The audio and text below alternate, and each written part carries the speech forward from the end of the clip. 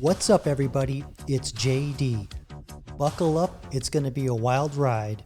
The events of the Hollywood writer strike that started May of 2023 last year, where generative AI was a topic of contention, and of course the dock workers strike happening right now on the East and Gulf coasts that started this week, have certainly added to the conversation of AI and automation taking jobs away from humans. However, change is inevitable. The Long Beach port has already automated much of the offloading process, and it's only a matter of time before this technology spreads to the other ports in the nation. And frankly, it's the only way to remain competitive with other countries. And you also hear about safety concerns of workers. And Hollywood's quietly been using AI to help with writing scripts and generating title sequences for TV shows. But all that being said, I want to cut through all the extreme voices and fear-mongering in the media and look past the economic trade winds and, to a degree, some of the ethical concerns towards AI. AI is here to stay, and it's coming to an industry or workplace near you. And frankly, there's a perfect storm brewing, and it's made of various forms of artificial intelligence, automation, robotics, all technologies that have been around for decades, which is a topic for another video. But if you're not planning on adapting to the new world coming, you're going to be left behind in the dust. Because technological innovation is nothing new, but what is new is how fast and sweeping these changes have been, and they will only accelerate as we move closer to the next decade. I asked ChatGPT about this acceleration, and Ray Kurzweil came up. And there's an interesting blurb in here about his book called Singularity, which came out almost 20 years ago in 2005. And in it, it's talking about the rate of change in human civilization is accelerating exponentially due to rapid technological advancements. He describes this phenomenon using this concept of the law of accelerating returns, which states that the pace of technological progress doubles at regular intervals, making each subsequent period of innovation shorter than the one before. So let's take a look at examples in history where this exponential growth has happened in the past. We can look at the 1700s when the steam engine was invented, but it actually wasn't fully adopted until the mid-1800s. And by then, it had changed the fabric of society and led to the Industrial Revolution. And that's really only just a little over 100 years.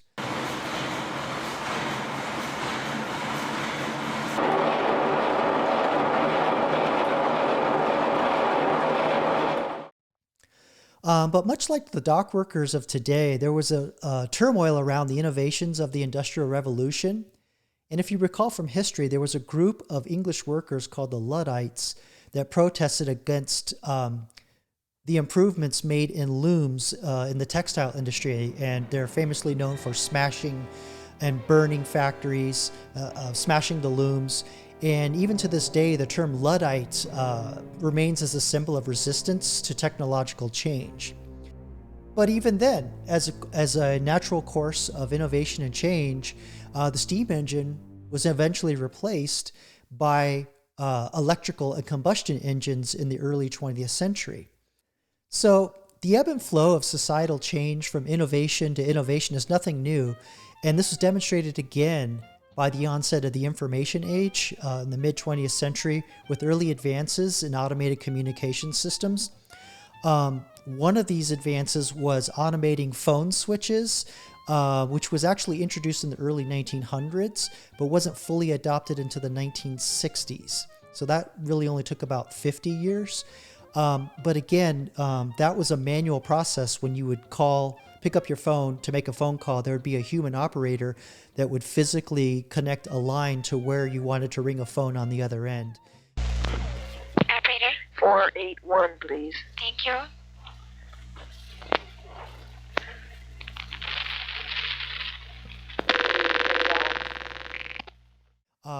And of course, email, which was invented in the early 1970s, wasn't fully adopted until the 1990s. So that was about 20 years. There's the meme of the technology that was replaced by a smartphone, these 20 things that fit in your pocket.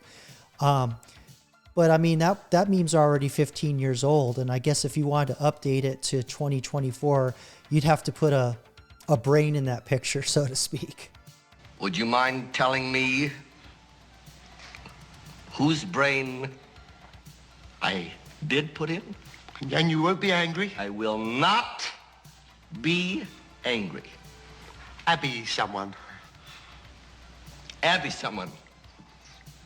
Abby who? Abby normal. But also, too, I look back in the past and I recall I have some family members that were affected by technological changes. I've had relatives that worked in typing pools. So for you younger kids out there, I asked ChatGPT what a typing pool was, and it says, common in offices from the early to mid 20th century, employees, often women, had the primary responsibility of typing documents for a company or organization. The typing pool was a centralized group of typists who supported various departments by producing typed correspondence, reports, memos, and other paperwork.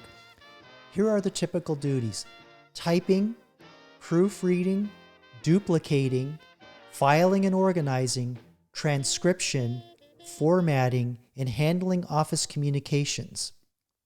And so, the typing pool was vital to businesses, and it just generated a massive amount of paper and documentation, which required an internal system to distribute and store this paperwork, never mind outside of the organization or between organizations. But if you take a look at all these skills, many of these skills are easily done by a computer, artificial intelligence, and various other technologies in the information age like emailing, digital storage of documents. But as a result of the innovations in the information age, the typing pool just disappeared, as well as all those jobs and technologies. I also recall when I was younger that in junior high, typing was required. We had to take a typing class. And I remember getting frustrated with the teacher. She would always mark my papers down because I wasn't perfect, but I didn't feel the need to learn how to type perfectly. I just wanted to type fast. And she kept asking me, why are you not learning how to type more efficiently and correctly? And I said, well, computers are, have a delete key, and after this typing class, I'm going to go take a word processing class. So I don't really need to learn how to type correctly. I just need to learn how to type fast. And she picked up an eraser and threw it at my head, and the class booed at me. And I was just like, well, why are you booing me? I'm right. I also had an uncle who had a typewriter repair business, and he saw the changes coming when the typing pool started going away and computers started entering into the workforce, and copy machines became prominent. He changed his business to copy machine repair, but then he eventually closed his business and retired when laser printers and inkjet printers became prominent. And my dad, he was a what was called an offset printer, and he used to run this massive 8-color press by himself, which actually was designed to be run by 2 men. I'd watch him when I was little. He'd take me to work, and he'd run at both ends of the printer. Feed ink colors, check the print, pull out a piece of paper and look at it with a monocle, and make sure all the colors were lined up correctly. And some of the shops he worked in were unionized, and instead of going, and then ink kind of became less prominent, and they started making these massive toner laser printers that could handle these massive papers. And of course, there was striking, and the unions fought against that. But eventually, the innovation took over because it was faster, more accurate, and cheaper, and safer. So to kind of get a better idea of how acceleration of change may have been different in more recent years, I asked ChatGPT to give me 5 jobs that had become obsolete or significantly diminished due to technological innovations over the last decade. And it came up with a video store clerk, taxi dispatcher, data entry, bank teller, and travel agent. And of course, video store clerk, that's Blockbuster Video, right? And Hollywood Video, locally here in the States, which were knocked out by Netflix and Hulu streaming services. And more recently, you had Redbox, which was a vending machine that just filed for bankruptcy. And so I'm not even sure you could actually get physical media to rent anywhere anymore. The taxi dispatcher, of course, killed by Uber and Lyft, because now you just pull out your app and tell the taxi or driver where you are, and they come and pick you up. Data entry. I've had relatives that did this for a living or part-time jobs. This is actually a very common temporary job. And again, artificial intelligence, which is really good at seeing patterns in data, or can even look at disparate pieces of information and reformat them much faster and accurately than humans. And then, of course, the bank teller. When I was a kid, I remember in the 70s, my mom would take me to the bank and she would deposit her paycheck and then pull out some money for groceries, cash for groceries and shopping, or at least to have walking money. And, there was also checks. You could write checks, but you still had to put your money into the bank. And then came ATMs in the late 70s, which were a massive innovation. And now banking has kind of just become like fast food. You just drive up if you're going to go to the bank at all. I can't remember the last time I've stepped into a bank, to be honest. But, and a travel agent, forgot about travel agents. I used to call them up and they would have computer systems that were directly tied to airlines and cruises, and they can book all your tickets for you. Now you just do it on the web.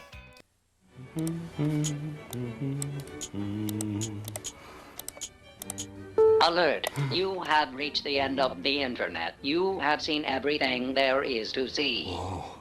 So hopefully I've demonstrated to you that all this stuff with the AI taking jobs, this is actually really nothing new. It's just a little faster than we're used to. And the industries that it's affecting are going to be much more broad.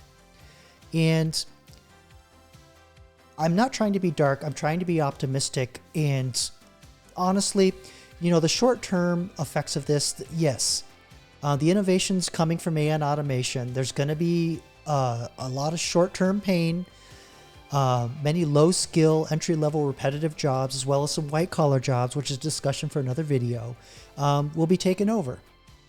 But here's the silver lining. Long-term, while a lot of jobs will be overtaken by AI and automation, new problems are going to be created by implementing these technologies, and they're all going to need new solutions.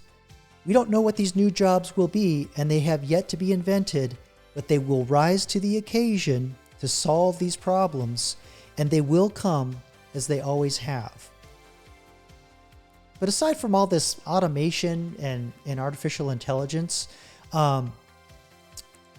you should really think of artificial intelligence as a new screwdriver, a tool to be used to expand human capability and not replace it.